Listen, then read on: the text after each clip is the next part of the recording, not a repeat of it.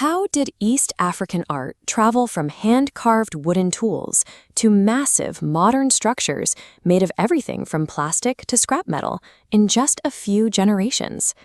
To find the answer, we have to look at how these objects capture the shifting story of the people who made them.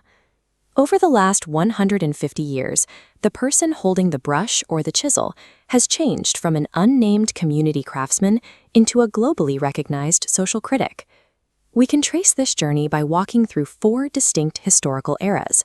As we do, you'll see that the evolution of the artist's canvas is actually a map of Uganda's journey through colonialism and into the modern world.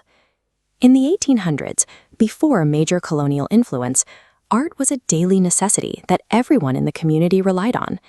This photograph shows hand-carved wooden sculptures with inlaid eyes. Along with everyday pottery, these objects were created for specific, practical needs within the village. The people making these pieces were skilled craftsmen. They weren't looking for individual fame. They were providing the vital tools needed for ceremonies and community life. In this era, art lived in the center of the village, acting as the social glue that held rituals and traditions together.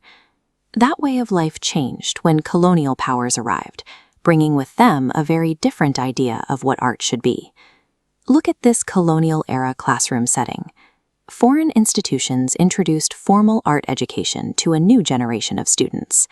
This new model of education shifted the focus. Instead of making useful tools for the community, artists began creating standalone pieces intended to be put on display for an audience. This was the start of the artist as an individual professional in East Africa, a specialist whose work was now separate from daily village chores.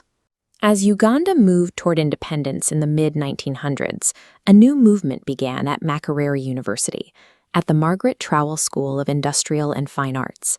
The artists here began blending styles. They took traditional symbols and local materials and used them with techniques like oil painting and printmaking.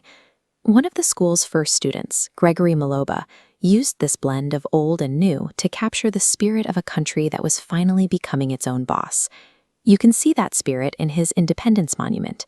The child being raised upward is a signal of a fresh start for the entire nation.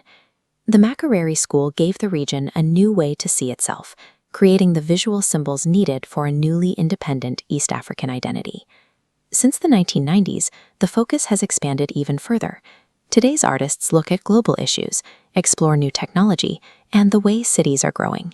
Painters like Paul Ndema and Aria Nusubaga use their work to challenge difficult topics, such as the way powerful outside countries still influence local politics and life today.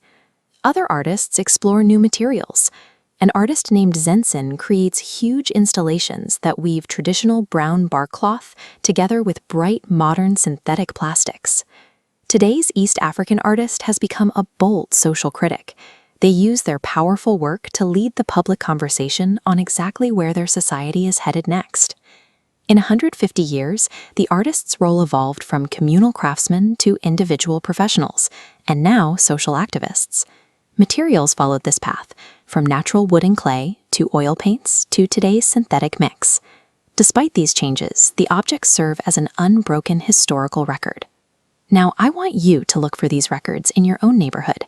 For your community field study, find a traditional art form still practiced today. When you find it, look closely at how it has been preserved or how it has changed to fit into modern life.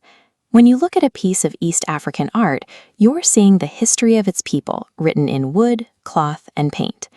Thanks for joining us at the Yaka Digital Network. Visit our website for more.